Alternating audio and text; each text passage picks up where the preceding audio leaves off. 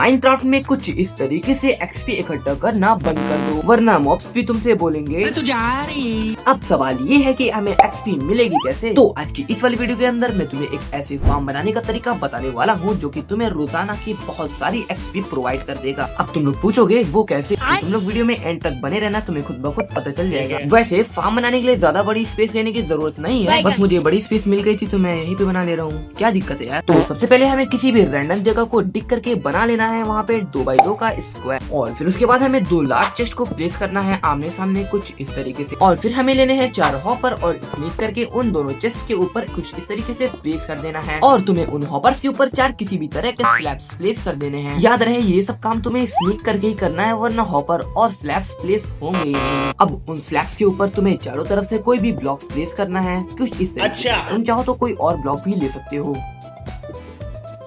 अब तुम्हें उन टेम्परेरी ब्लॉक्स के ऊपर एक और ब्लॉक की लेयर चढ़ा देनी है।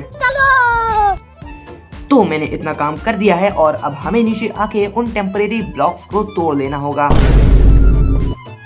ब्लॉक्स को तोड़ लेने के बाद हमारा बन चुका है एक किलिंग चैम्बर। अब जो भी ज़ॉम्बीज़ ऊपर से आकर यहाँ पर गिरेंगे उन्हें हम लोग आसानी से एक झटके में मार सकते हैं। अब सवाल ये आता है कि हमें अपने फार्म की हाइट कितनी रखनी है ताकि जब ऊपर से ज़ॉम्बीज़ नीचे आकर गिरे तो वो मरे ना और सिंगल एचपी पर अटक जाएं। तो इसका आंसर है 21 ब्लॉक्स, क्योंकि इतनी हाइट से अगर कोई भी मॉब नीचे आकर गिरेगा तो वो मरेगा नहीं। तो हमारी फर्स्ट लेयर तो पहले से तैयार है और अब हमें इसे ले जाना है 20 ब्लॉक्स ऊपर तक।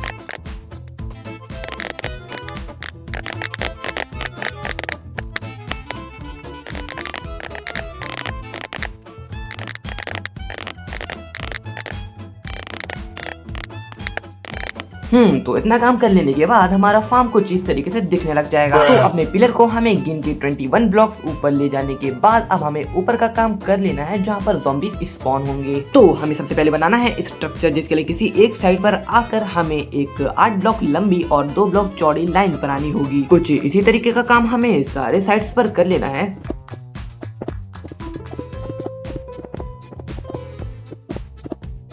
तो इतना काम कर लेने के बाद हमारा फार्म कुछ ऐसा दिखने लगेगा। तो चलो बढ़ते हैं अपने अगले स्टेप की तरफ। तो इन चारों कॉर्नर पे हमें प्लेस करने हैं सेम ब्लॉक्स कुछ इस तरीके से, और अब हमें किसी एक साइड पर आके इन कॉर्नर वाले ब्लॉक्स को बिल्कुल पीछे तक ले जाकर ज्वाइन कर देना है, और इसी सेम काम को बाकी के 3 साइड तक रिपीट कर लेना।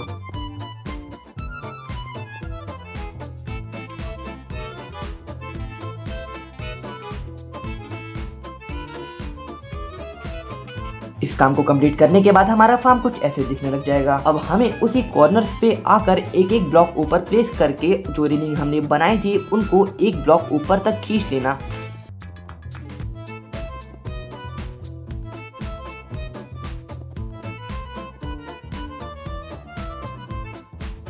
चलो भाई, अब ये काम फाइनल करने के बाद हमारे फार्म की लुक कुछ ऐसी दिखने लगेगी, और अब हमें किसी एक कॉर्नर पर आके प्लेस करने हैं ब्लॉक्स 8 ब्लॉक पीछे तक, और अब अपोजिट साइड से भी ब्लॉक प्लेस करके दोनों एंड्स को कनेक्ट कर देना, और अब हमें बाकी के 3 साइड्स पर भी सेम काम रिपीट कर देना है।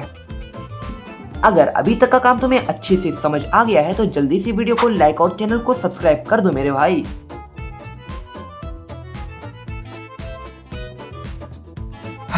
तो इतना सारा काम करने के बाद तुम लोग देख सकते हो कि हमारा फार्म कितना मस्त लग रहा है। अब हमने जो जगह खाली छोड़ी थी अब उसे ब्लॉक्स की मदद से कुछ इस तरीके से फिल कर लेना है और बना लेना है एक फ्लैट सरफेस।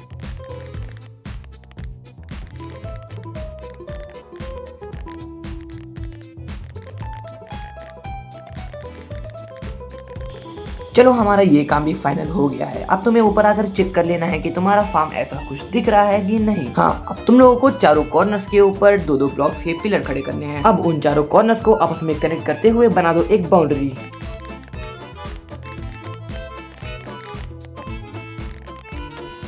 अब इन बाउंड्रीज के ऊपर एक ब्लॉक और लगा के बना दो एक वॉल।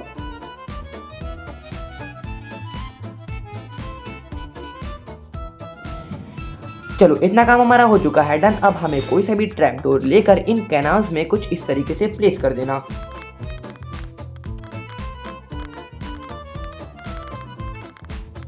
अब हमें एक एक करके इन सारे ट्रैप डोर्स को खोलना है।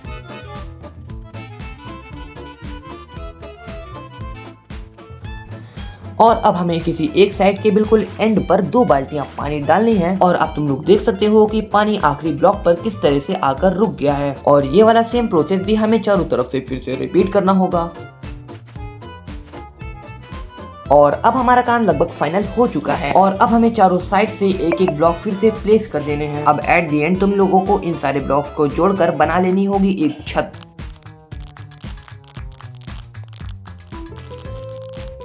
और अब हमारा फार्म बिल्कुल फाइनल हो चुका है और दूर से देखने के बाद ये फार्म कुछ ज्यादा ही प्यारा लग रहा है। अब तुम लोगों को उसकी छत पे और उसके आसपास बहुत सारे टॉर्च को प्लेस कर देना है ताकि ज़ॉम्बी अगल बगल स्पॉन हो ही ना।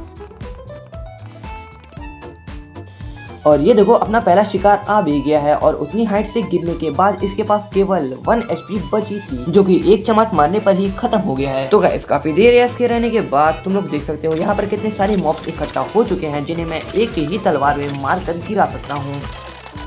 देख सकते हो कि हमारा फार्म कितने अच्छे से वर्क कर रहा है। और तुम लोगों को ये फार्म इजी लगा या हार्ड कमेंट में जरूर बताना। और अगर तुम लोगों को ये वीडियो अच्छी लगी हो तो लाइक जरूर से कर देना और चैनल पे अगर नए हो तो सब्सक्राइब भी याद से कर लेना। तो मिलते हैं अगली वीडियो में एक और नया ट्यूटोरियल लेके, तब तक के लिए बाय।